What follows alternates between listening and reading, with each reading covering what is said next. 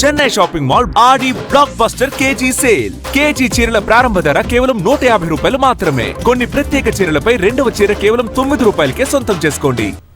Cockroach Janata పార్టీకి కాంగ్రెస్ మద్దతుకు నిరసనగా రాష్ట్ర వ్యాప్తంగా బీజేపీ శ్రేణులు ఆందోళన చేపట్టాయి. నీట్ లీకేజీని అడ్డుపెట్టుకుని రాజకీయ లబ్ధికి కాంగ్రెస్ చూస్తోందని నేతలు మండిపడ్డారు. విద్యార్థుల ముసుగులో దేశ రక్షణకు విఘాతం కలిగించే వారిపై చర్యలు తప్పవని హెచ్చరించారు. ఆందోళనలు చేస్తున్న బీజేపీ శ్రేణులను పోలీసులు అడ్డుకొని ఠాణాలకు తరలించారు.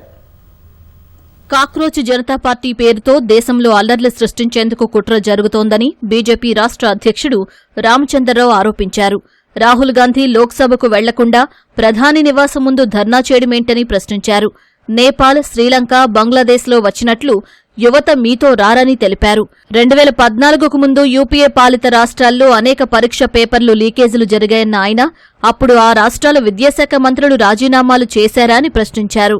ఏ రాహుల్ గాంధీ తాతని నానమ్మని ఖలిస్తాన్ పేరు మీద చంపడం జరిగిందో ఆ ఖలిస్తాన్ వాళ్ళతోనే చేతులు గడపడానికి రాహుల్ గాంధీ గారికి సిగ్గు రావట్లేదని నేను అడుగుతా ఉన్నాను. ఈరోజు ఇది ఒకటైతే ఈ దేశ వ్యతిరేక శక్తులను కూడా మాట్లాడుతా ఉన్నాను. ఈరోజు ఏమని నీట్ ఎగ్జామినేషన్ లో ఈరోజు ఏదైతే లీకేజ్ అయిందో ఈ లీకేజ్ అయిన వెంటనే 31 మందిని అరెస్ట్ చేసి లోపలికి పంపించడం జరిగింది ఎన్డీఏ ప్రభుత్వం. నేను అడుగుతా ఉన్నాను రాహుల్ గాంధీ గారిని కానీ ఇండియా అలయన్సెస్ కానీ రేవంత్ రెడ్డి గారిని కానీ ఈ నీట్ ఎగ్జామినేషన్ మొన్న అయింది, సక్సెస్ఫుల్ గా అయింది. ఈ నీట్ ఎగ్జామినేషన్ టెస్ట్ రాసిన వాళ్ళు కానీ టెస్ట్ లో పాస్ అయిన వాళ్ళు కానీ ఒక్కరైనా మీడియాకు ముందు వచ్చి ఏదైనా అన్యాయం అయింది చెప్పారని ఎవరు ఒక్క వ్యక్తి రాలే, చెప్పట్లే.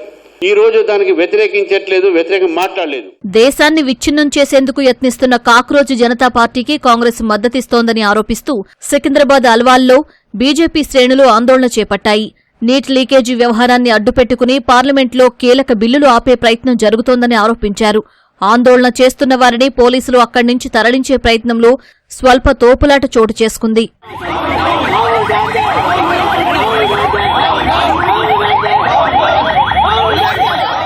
జిల్లాల్లోనూ ఎక్కడికక్కడ బీజేపీ శ్రేణులు ఆందోళనలు చేపట్టాయి.